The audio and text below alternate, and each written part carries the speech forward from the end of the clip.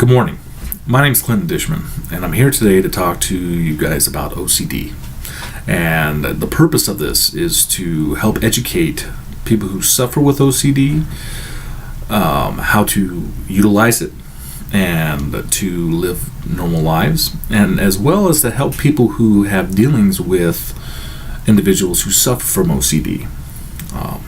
First and foremost, there are different types of OCD. It's not your OCD is not always what you see on MTV or some of your documentaries. OCD has a wide range of characteristics and attributes.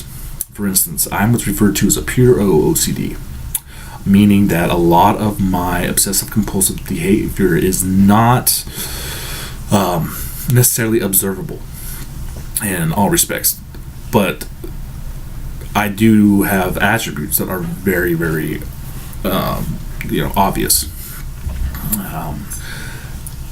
The reason why I have decided to create this blog and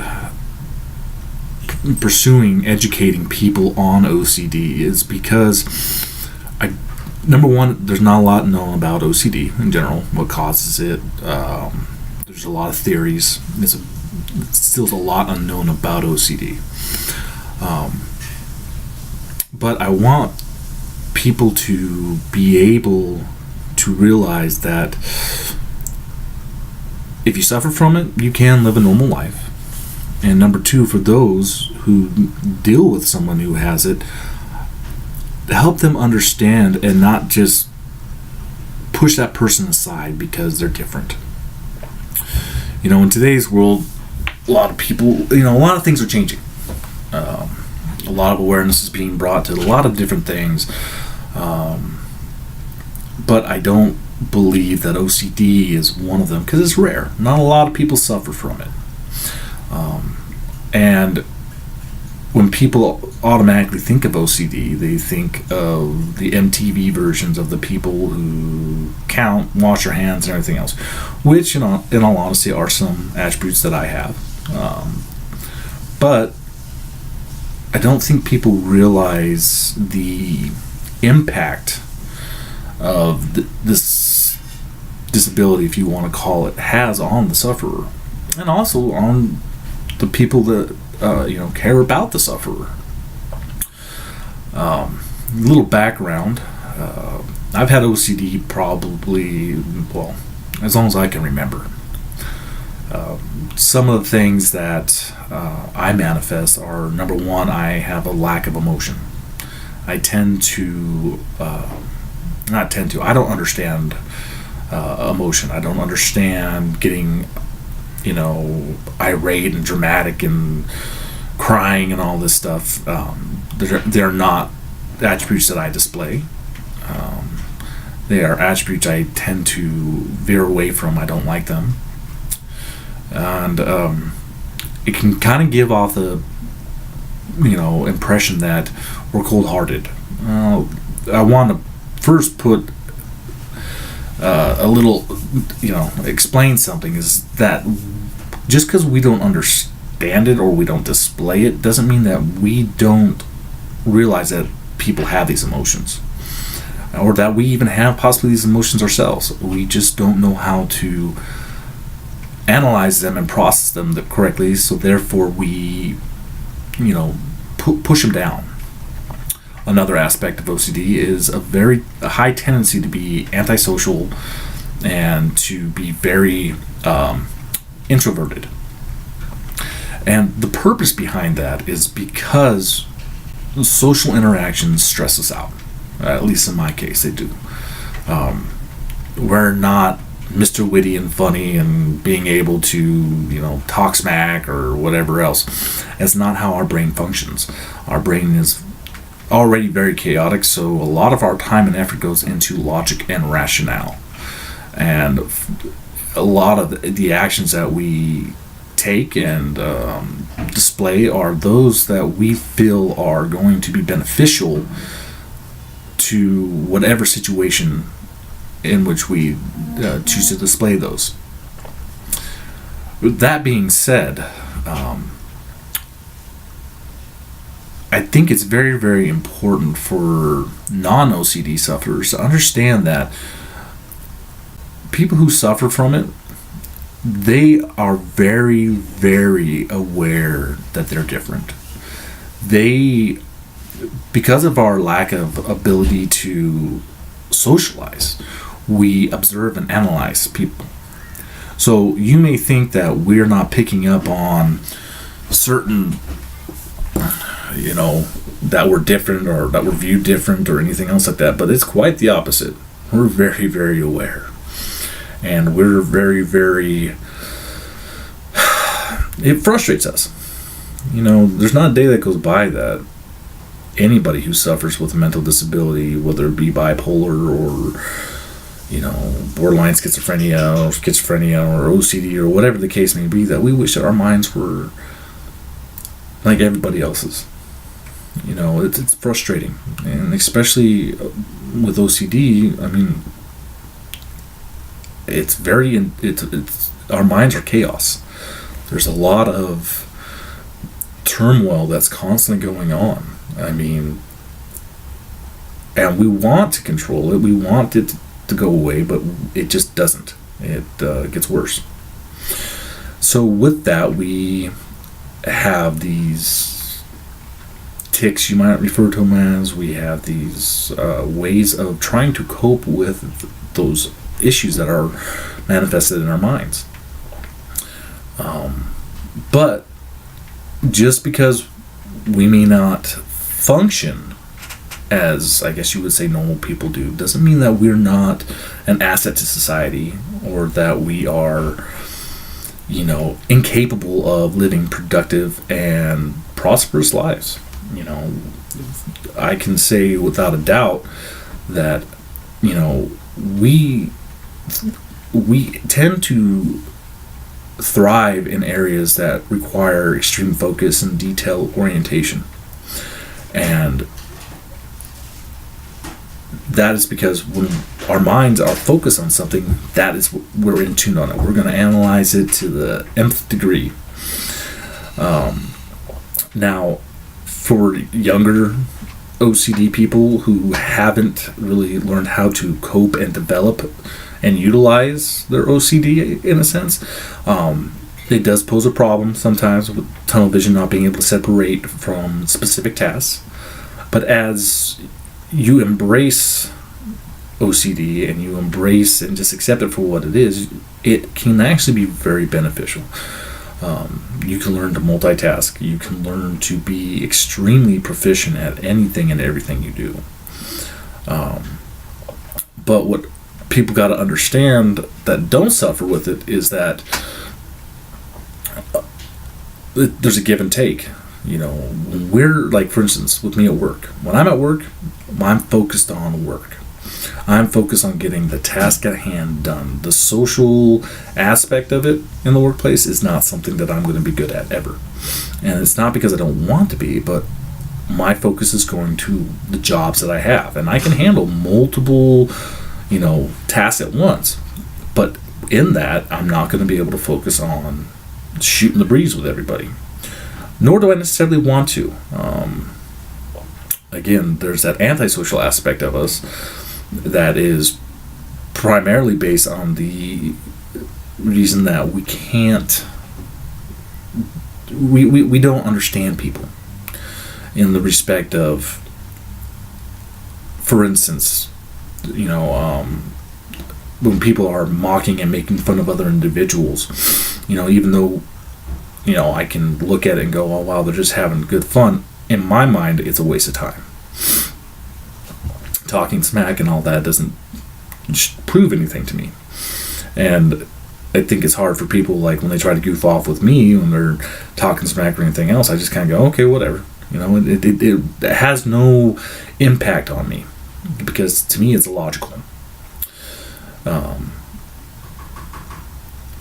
Anything that I do, typically I try to use rationale and logic behind it, and that poses a problem when it comes to interaction with people.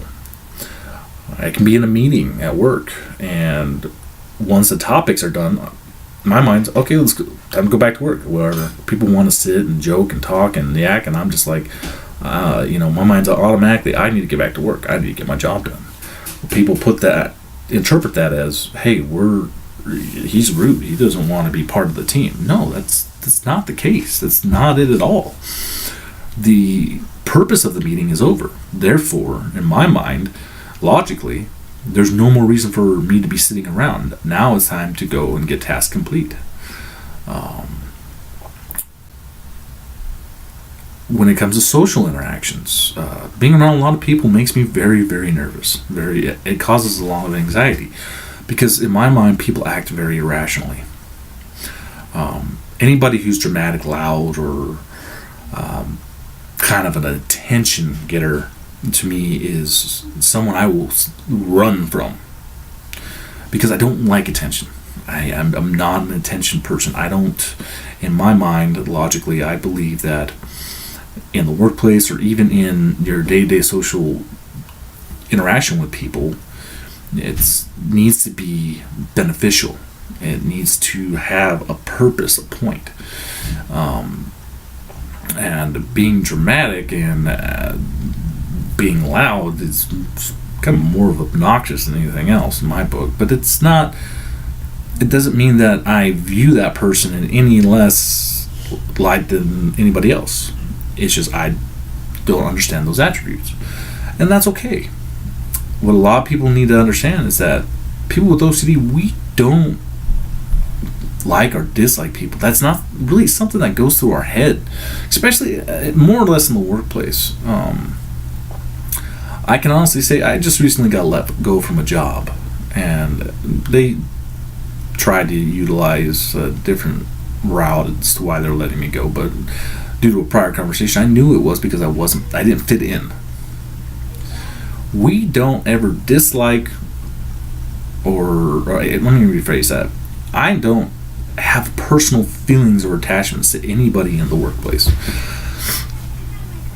And predominantly that's because in my mind, it can cause a conflict of interest. So I just remain unbiased. I tend to not partake in, if people are ganging up and joking on somebody, I tend to steer clear of that. Only because to me it doesn't prove any benefit. I think that a lot of it gets misinterpreted as we don't like them, and it really isn't the case. We don't have a feeling one way or the other. We're there to serve a purpose, and our purpose is to get a job done. For me, I'm not good with social activities, but I'm good at working. That's my strong suit. I'm not rude, but people interpret some of the things that I do as rude. Short responses, going straight to work, not wanting to sit and shoot the breeze. And it's just the way that my mind functions. And it's hard. And people think, oh, well, you need to change the way you think and act. It's not easy. And it's possibly not possible. And that's what I want people to begin to understand, that people with OCD, we don't just change our actions. They're set up a specific way for a specific reason. And we wouldn't expect you to change who you are. It can't be expected of us to change. If we're not performing, if we're not doing our job correctly, or we're being rude, or anything that warrants corrective action or anything else like that, or even in social activities, that were rude or disrespectful or something, then the action needs to be taken. But just because we aren't social butterflies, and just because we aren't the best conversationalists, doesn't mean that our intent is to be rude, or that we think any less of other people. We just don't. It's just not in us to be that way. This is going to be a series of conversations that I have. It's a little difficult, and I apologize if I kind of scatter around. But what my goal here really is to help people understand this. I really want to bring to light that, people with OCD have a lot to offer people. We're not cold and callous. We may be different, but we can be fun. We can be very insightful, especially with our lack of emotion and our logic and rationale side of us. We can really help bring things to light because, number one, we typically tend to not be ego driven. We tend to just, anything that we do, we're looking at it from the aspect of how's it going to benefit everyone as a whole. We're not self-centered. We're not about, like me, I don't want a pat on the back. I don't need to be recognized for doing my job or, for doing a good deed or something. If I do something, it's because I find the logic and rationale in my mind that, hey, this needs to be accomplished, and I just do it. And that's what I really want to start helping people who suffer, as well as those who deal with someone with this disorder, understand, is that a lot of the misinterpretations that are viewed as not being part of the team or not being friendly or whatever the perception may be, it's for us, it's not meant in that way. It's just, unfortunately, we lack the capacity or ability to express normal social interactions and normal emotions. It's something that in our brain is not hardwired that way, and it causes us a lot of grief and strife, especially in the workplace and especially in social events, because people, it's just like the old saying goes, if people don't understand something, they're typically afraid of it. And there's no reason to be. We are normal human beings who do feel and do think. We just happen to operate differently, and our brains operate differently. And with that, we can actually offer a lot of different insights and ways of looking at things, and we take a lot, anything that we do, we own it personally. Any task. That's one thing about a person who suffers with OCD, at least from my experience and me personally. We own it. So if it fails, there's nobody out there that's going to beat us up more than ourselves. But we're not going to just stand by and let it fail. We're going to get up and we're going to reevaluate it, and we're going to find a way to make it work. There may be times when we try to do it ourselves because that's just how we operate. But there will also be times when we go, hey, we need help. The biggest thing is to really understand that we have a lot of amazing attributes that can be utilized. And also, there's a lot of things that we need to realize that maybe we need to be more cognizant of. And that's a big thing for a person with OCD. If we're cognizant about something, we're going to try and work on it. But there may be some areas that we're just not going to be able to improve on. So we will try to offset that with other attributes that we have that we feel are stronger, that will be of more benefit in work relations, personal relations, whatever the case is. So this is the end of this video. It's more of just an introduction. As I progress in this blog, I would like to see if people have questions or things they'd like to know. I can touch on and try to answer. But I'm also just going to go and day by day, step by step, kind of just try to give people a perspective of how to cope and how to deal with OCD. Again, this is my first post, and I hope that it does in some way open some people's eyes. If anything, hopefully it will lead to some Q&A, and we'll see what this journey takes us. Thank you for your time. I appreciate it.